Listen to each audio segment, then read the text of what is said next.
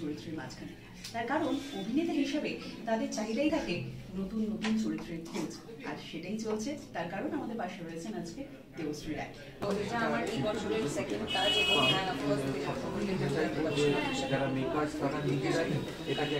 এবং বিশ্বাস করে সত্যি ভাবিনি যে এরকম স্টলওয়ার্ডসের সাথে কাজ করবো বিকজ আগের ছবিটার ছবিটায়